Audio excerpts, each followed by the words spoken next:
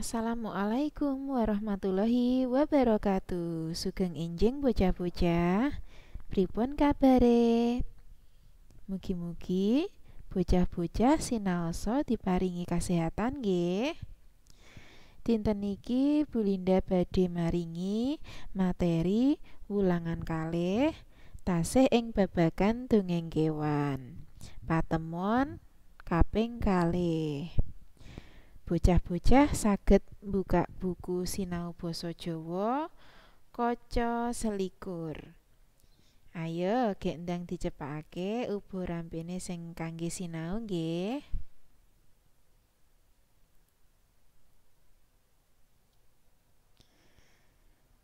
Bocah-bocah, rungokno dongeng gurumu iki ya. Irahan-irahanipun Kancil lan Kethek.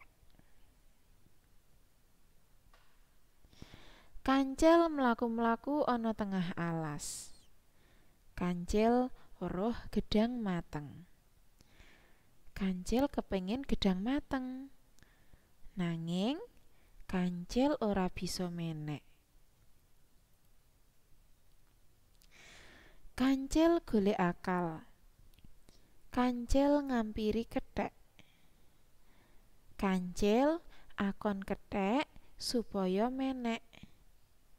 Kethek menek ngunduh gedhang. Kancil njagani ngisore. Gedhange ditibakake siji-siji. Saben tiba siji dipangan Kancil nganti gedhange entek. Kethek mau mudhun arep mangan gedhang. Nanging gedhange entek dipangani Kancil. Kancil banjur mlayu.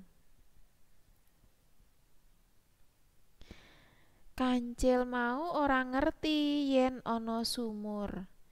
Kancil keceblung sumur.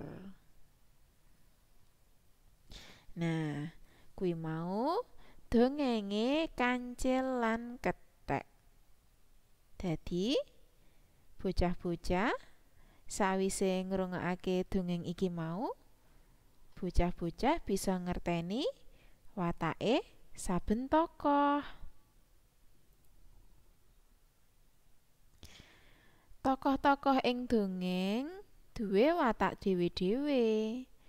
Ana tokoh sing watake ala, ana tokoh sing watake becik. Sapa tokoh sing watake ala? Bocah-bocah, coba. Sing watake ala mau yaiku Kancil. Amarga Kancil ora eling marang tumindake becik si Kethek.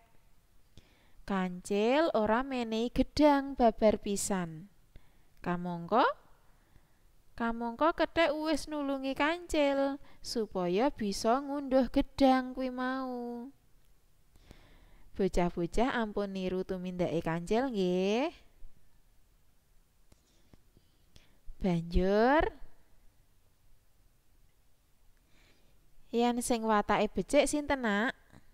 Sing watake becik yaiku Kethek. Kethek gelem nulungi Kancil kang ora bisa menek wit gedhang. Nah, saka dongeng iki mau bocah-bocah bisa nemu pitutur. Pituture yaiku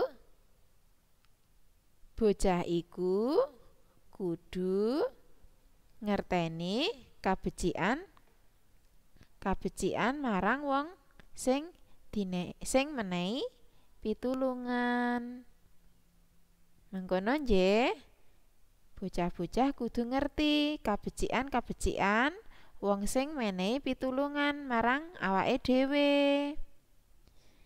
Nah, kuwi mau dongenge Kancil lan Kethek.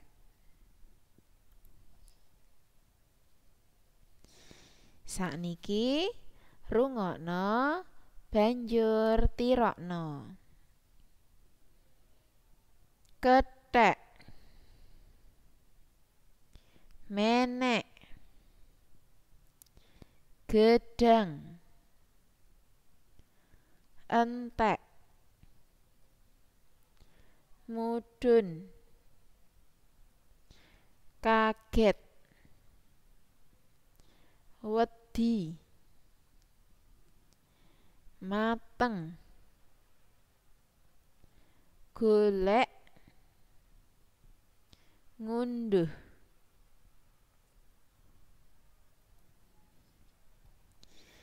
Mekaten wau nggih putra-putra piwulangan ana ing dinten menika. Matur nuwun sampun mirengake Bu Linda. Wassalamualaikum warahmatullahi wabarakatuh.